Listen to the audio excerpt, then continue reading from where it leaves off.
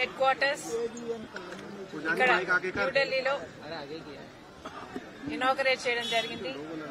దీనికి నామకరణం ఇందిరా భవన్ అని చేయడం జరిగింది.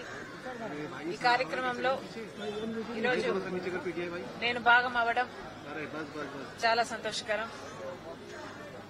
ఈ బిల్డింగ్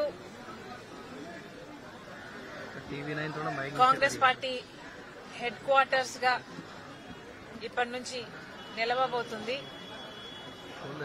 ఇది ఒక బిల్డింగ్ మాత్రమే కాదు, ఇటుకలతో కట్టింది కాదు అని ఈ బిల్డింగ్ లోపల చూస్తే ఎవరికైనా అర్థమవుతుంది. దీని లోపల కాంగ్రెస్ లెగసీని అంతా ఎంత వివరంగా దృశ్యాలతో చూపించగలరో అద్భుతంగా అందంగా చేయడం జరిగింది. ఇది కాంగ్రెస్ పార్టీ మ్యూజియం అని కూడా అనొచ్చేమో, అంత అద్భుతంగా చరిత్రనంతా కాంగ్రెస్ పార్టీ చరిత్రనంతా దీంట్లో పొందుపరచడం జరిగింది. అసలు లోపల భాగం చూస్తే ఎంత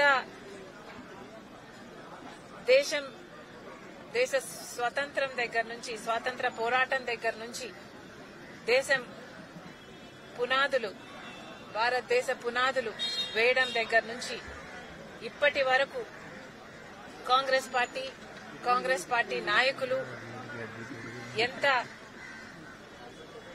వారి శ్రమను, వారి రక్తాన్ని ధారపోశారో, ఎంతమంది ప్రాణ త్యాగాలు చేశారో, ఎంతమంది కాంగ్రెస్ యోధులు, కార్యకర్తలు అన్ని త్యాగాలు చేస్తే ఈ దేశానికి స్వతంత్రం వచ్చిందో, ఆ తర్వాత కూడా మన దేశానికి పునాదులు వేసి రాజ్యాంగాన్ని నిర్మించి ప్రపంచంలోనే అతిపెద్ద డెమోక్రటిక్ నేషన్ గా ఈరోజు భారతదేశం నిలబడింది అంటే దీనికి అంతటికీ కారణం కాంగ్రెస్ పార్టీ.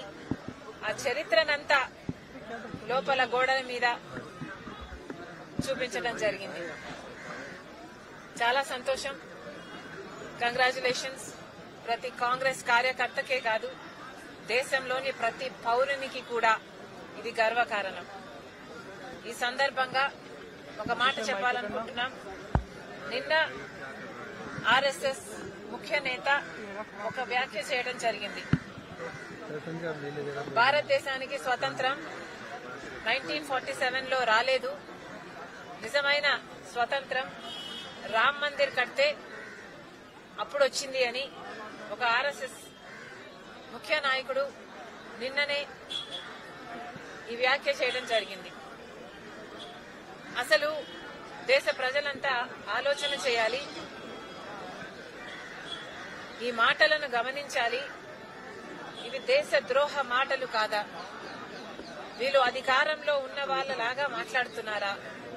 వీళ్ళు టెర్రరిస్టు లాగా మాట్లాడటం లేదా? వీళ్ళ వ్యవహారం టెర్రరిస్టు లాగా లేదా? మన దేశానికి స్వతంత్రమే రాలేదని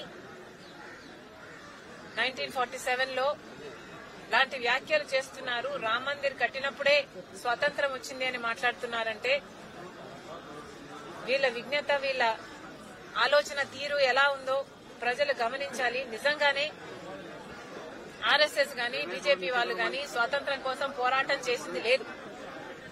కాబట్టి వీళ్లకు స్వాతంత్ర్యం 1947లో వచ్చింది అంటే నిజంగానే వీళ్ళకు ఆశ్చర్యం కలగడం సహజమే అనిపిస్తుంది.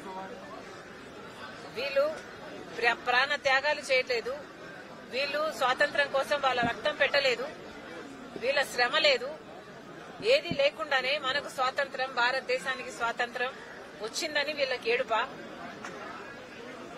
నిజంగానే వీళ్ళు అధికారంలోకి వస్తేనే స్వాతంత్ర్యం వచ్చింది అని మాట్లాడుతున్నారు అంటే ఇది టెర్రరిస్ట్ భాష కాకపోతే ఏమిటి అని అడుగుతున్నాం.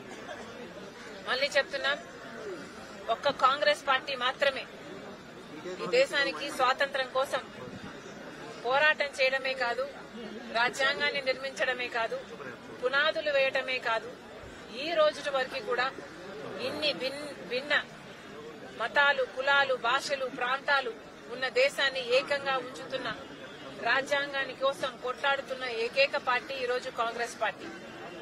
మన బిడ్డల ఎంప్లాయ్మెంట్ కోసం అయితేనేమి, మెహంగాయి కోసం అయితేనేమి, మన దేశంలో ప్రేమను, సోదర భావాన్ని నిలబెట్టడం కోసం అయితేనేమి ఈరోజు కొట్లాడుతున్న ఏకైక నాయకుడు రాహుల్ గాంధీ గారు. అలాంటి పార్టీలో నేను భాగమైనందుకు చాలా గర్వకారణం. ఈరోజు మరి ముఖ్యంగా ఈ కాంగ్రెస్ పార్టీ హెడ్ క్వార్టర్స్ ఈరోజు ప్రారంభం చేశారు. అందుకు ప్రతి కాంగ్రెస్ కార్యకర్తకి కూడా మనస్ఫూర్తిగా congratulations. Please subscribe Telugu politics.